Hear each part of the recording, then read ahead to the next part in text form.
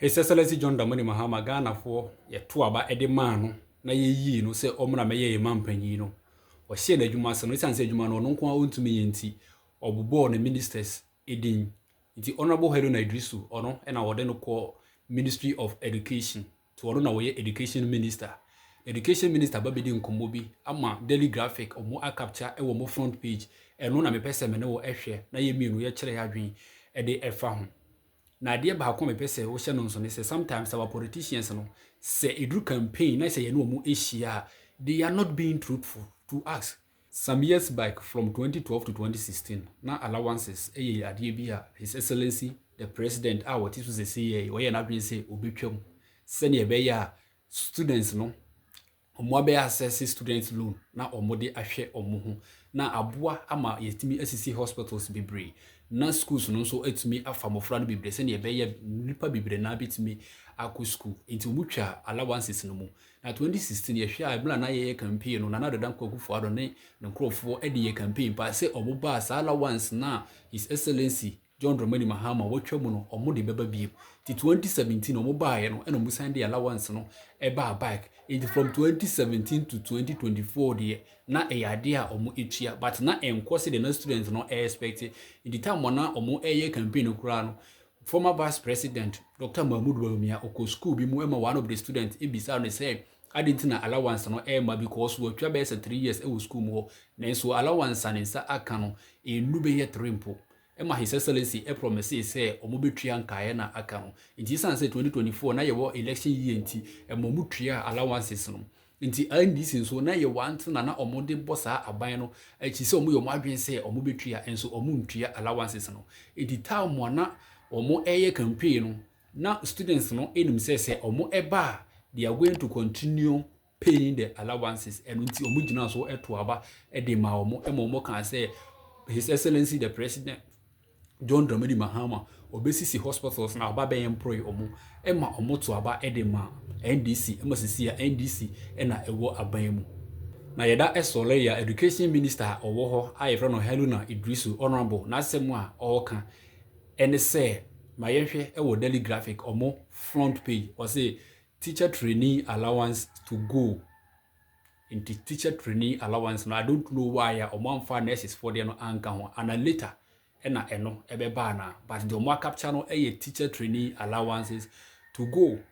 the omo be actually ne say they are going to cancel the allowances manya video bi na sa video no mu ena o cancel asem nti me no be kwa kohwe video no na ye kohwe video no eba de o kan ye no me chile madwen e wo ho na won so otimi a chile wadwen na yimiru ye hu de opese wo chile ye hwe video no embra. But more importantly, you raise the issue of student allowances. It will continue subsequent to the education forum, for which I have the pleasure to invite you to come. We'll take some major decisions based on the recommendations, but off-head, there is no way you should be feeding a student at the tertiary level off-head. So we have to work out a transition from the allowance into an enhanced student loan for them to feed themselves. But in the interim, they will still get the allowances. Then just the next very few months going forward, subject to the recommendations of the committee. But I cannot conceive of a student in a higher education institution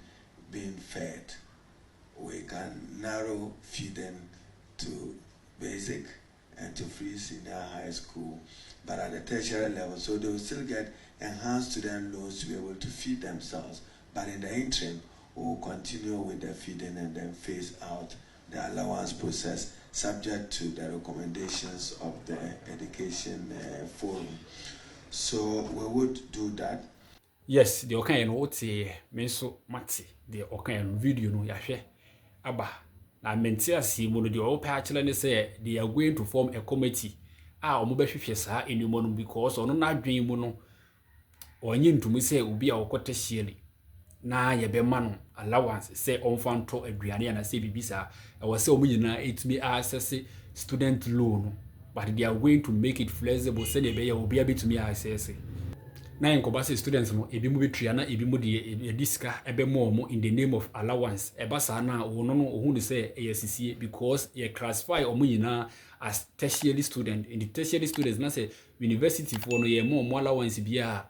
student loan na omo no omo je into ono so ohun de say o say we mu so age student loan na omo de hwe omo ho na daache omo hye adwuma se a omo atumi atwia ama edi say sika no aboa oman no into ono no de o say committee ni de omo beti but ono na dwen mu no ohun say it's necessary giving them the allowances into ono na asem a all kan no ono na we education minister into even the committee will start their work but ono na dwen e wo ni term no say ohun say there is no need giving the allowance to the students into nurses any teachers a ewo oman mu ha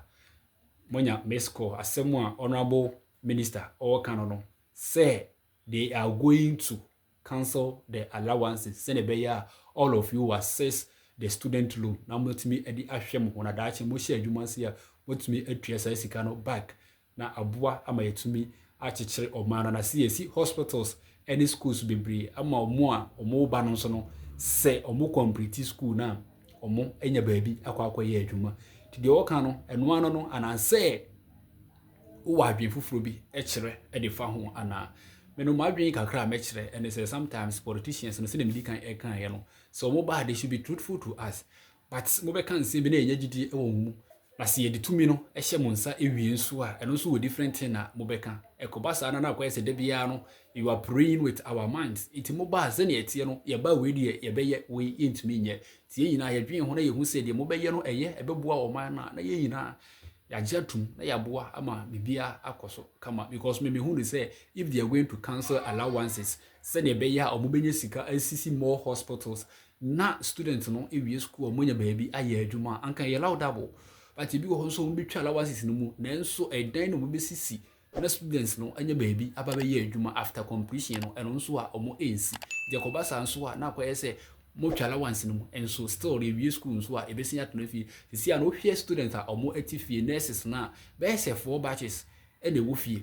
o dey say yem posti omo in the last na health minister honorable Kwabreminta Akando tamwa na ye vet no na wo ka say ye hwe student a omo wo fie yem posti omo na be say 4 batches na ono no ohun ni say Ghana ban bitumi absorb omo nyina na they should prepare say omo ebetu kwan na they are going to facilitate all the processes na amanfo fra omu ehia omu service no ye de nurses for no akwakomo omu na omo ye adwuma ewo ho ndi se ohwe a posting ewo this 2025 up to 2028 no enye idea students no should be expecting into say the health minister no all can posting enye possible se be possible kura bia 1 or 2 batches bi e no mo be posti na enkaya no de se wonye wadwe se obetu kwan dia na kire se wo Ghana ha na be se 5 years and I say even 8 years na wonya adwuma enye nso na wa complete school na e wo se utumi eye adwuma na se be e kana wonso wabɔ no wonya bibi kakra e de twitwa wo ho na kire se obi awie school be 5 years ni be 4 years be 3 years ni wada so tifie onye adwuma bia na so politicians na omo pa na omo be campaign na omo nka na okra no enkyere Debia or Moshebo, Yaba, we are going to post, we are going to build hospitals, we are going to build schools, so we are going to post and one and a mobeka. And so we are about Evia, not post no assessor, that they are doing different thing. But in all things, they are maybe to say decision or mobile taking or say good, say beboa or minor. Why not? Sometimes we the citizens in the way we have to also sacrifice. When we say decision be or her or take care MY and so in the long run. You see, I say the allowance no cry amount. Na se we school na obet na fi na say wo enya baabi anya adwuma.